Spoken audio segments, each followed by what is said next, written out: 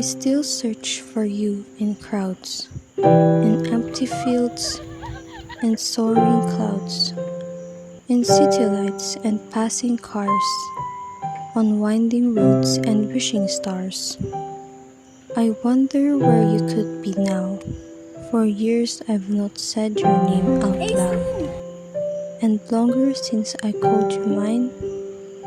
Time has passed for you and I, but I have learned to live without. I do not mind. I still love you, anyhow.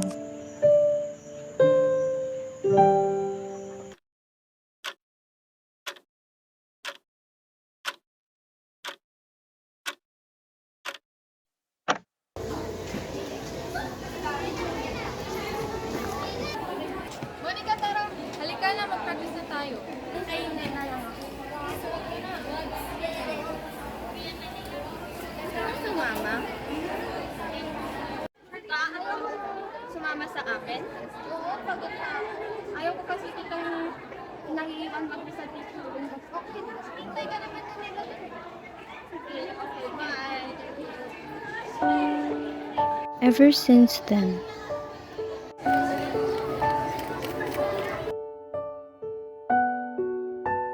I met her.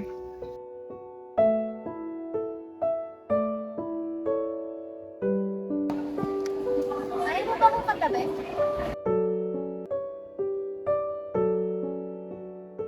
Ay, explain. Ikaw.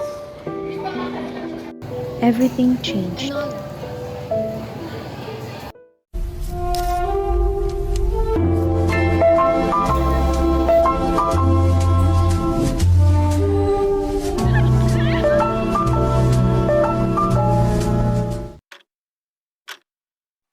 Nakakapagod yan, no?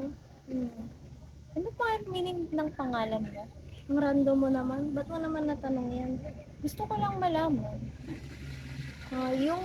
Yung Aislinn daw is meaning is dream. Eh, yung sa'yo, Enola, alone. Binaliktad mo lang yung alone, magiging Enola. Kaya siguro lagi akong mapag-isa. Huwag ka mag-alala, Enola, hindi naman ka tayo iwan. Nandito lang ako. Promise? Promise.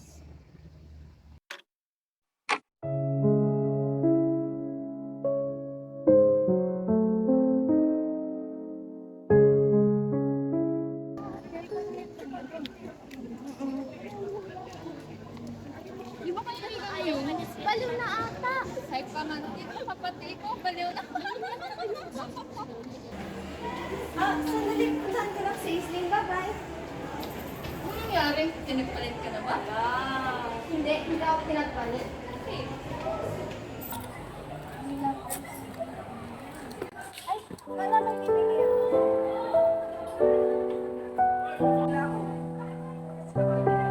Para, pareho tayo.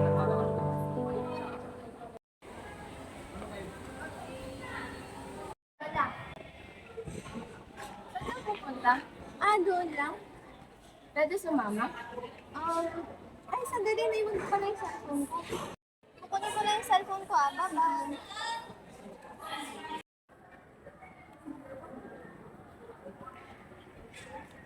Kaibigan na pala si Enola. Oo, ako. Wala naman siyang bagong kaibigan. Bakit niya ito ginagawa? Hayaan mo lang siya. Bago na siya, hindi niya na alam ginagawa niya. Kaibigan ka pa ba niya? Kung ganyan naman turing mo sa kanya. Halika na, punta na tayo.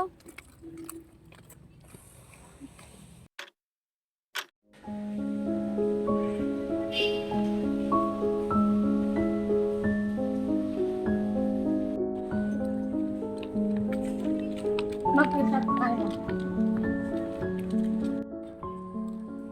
Ano bang problema? Ano yung problema? Ako ba tatanungin mo kung anong problema? Alam mo ba yung pinagsasabi ng ibang tao sa'yo? Hindi, di ba? Nagbago ka na. Lagi na lang kita nakikita nagsasalitang mag-isa. At alam yun ng iba. Ayaw ko to sabihin sa'yo kasi kaibigan kita. Ano mong pinagsasabi mo, Monica? Mali ka at mali rin sila. Palagi kong kasama si Aislinn. So si Aislinn, Oo, Monica. Palagi kong kasama si Aislinn. hindi Enola, makinig ka sa akin. Hindi, Monica. Ikaw ang makinig sa sa akin. Enola, Oh, si Aislinn, Monica. Meron siya lagi dito. Kasama ko siya palagi dito. totoo si Aislinn, Enola. Walang Aislinn. At hindi siya magiging totoo. Ganyan na ba kababatingin mo sa akin? Nasabihin mo sa akin na hindi totoo nagiging kaibigan ko? Alam mo, sumusobra ka na. Hindi porkit marami kang nagiging kaibigan, madali na lang para sa'yo na sabihin mo sa akin yan. Buti pa si Aislinn, nandyan siya palagi. Eh ikaw,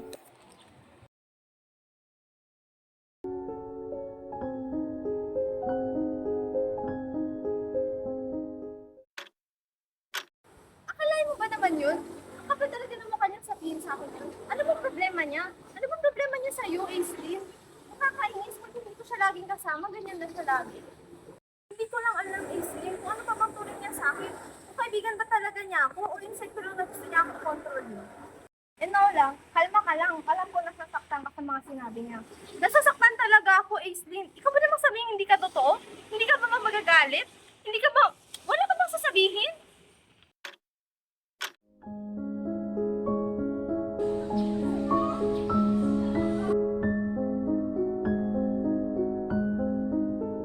Akin na yung cellphone mo. Lagay ko yung cellphone number mo para tawagan mo sa pagkita.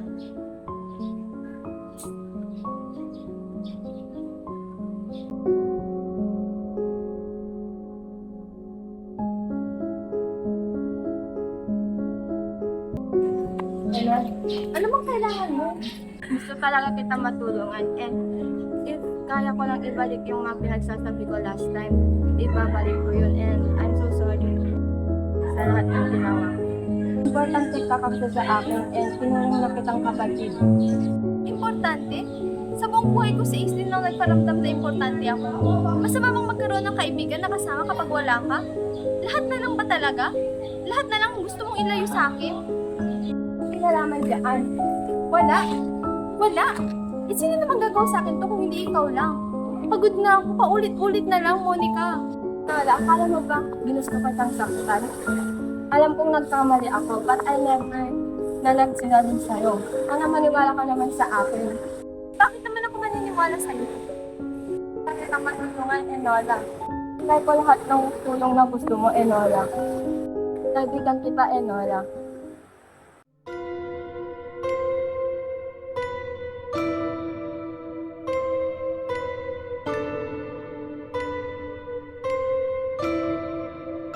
Hindi kita iiwan.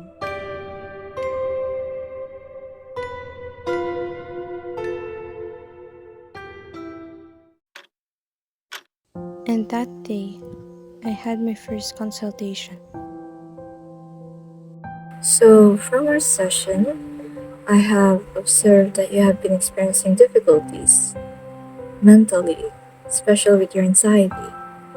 And what mostly triggers you is at the part you start to subconsciously imagine an alternative to avoid a stressful situation, and it's called maladaptive daydreaming.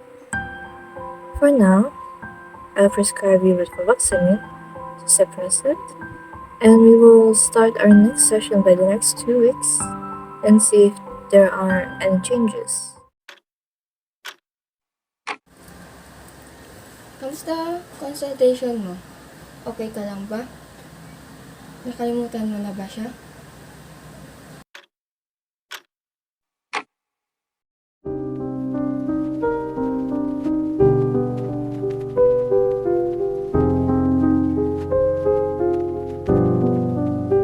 Hindi ka napunta, Aislinn. Hinahanap kita. Hindi ka man na mag-text. Hindi mo man lang sagutin yung tawag ko. Saan ka pa galing? Saan ka pumunta, Aislinn? Hinahanap kita. Sabi mo hindi mo ako iiwan.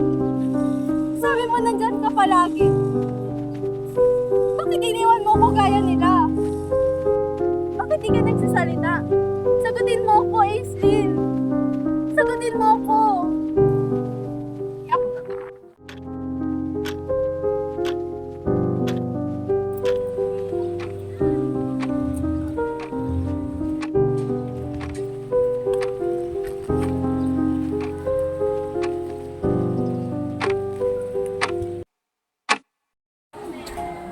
Tara na. May klase na tayo.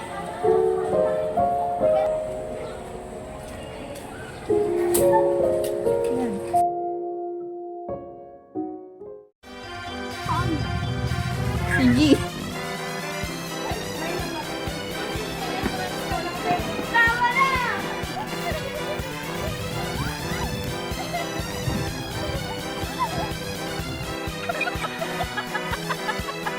Hindi ako totoo.